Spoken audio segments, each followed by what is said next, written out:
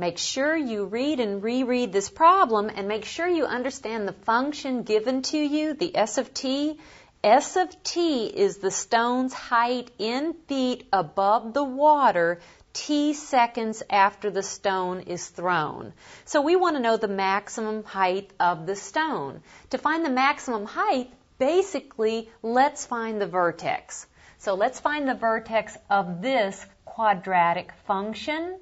Remember the x value, in this case the t value, we find that by negative b over 2a, so that's negative b is 32, over 2 times a is negative 16, so the t value is 1, and then to find the corresponding s of t value, we find s of 1, and s of 1 is negative 16 times 1 squared, plus 32 times 1, plus 256, and that is 272.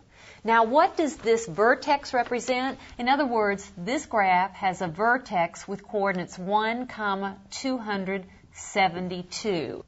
Notice, if we graph, this parabola faces or opens downward, so the vertex represents the top or highest point, and that's how we find then the maximum. What is the maximum stone's height? It is 272 feet. It is this y value or s of t value, and this t value gives us when it occurs. So it occurs at 1 second, but the maximum height is 272 feet. Now let's find the time it takes the stone to hit the water.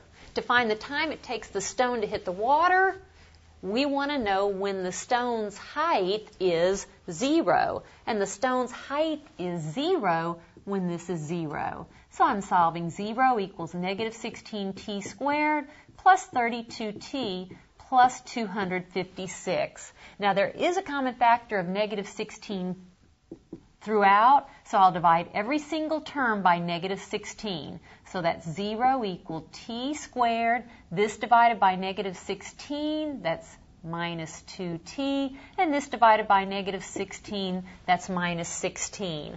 I'll let you solve by using the quadratic formula. If you do, you'll find that t is 2 plus or minus square root of 68 all over 2. And if you simplify this, that is 1 plus or minus square root of 17. Now remember, we're looking for a time.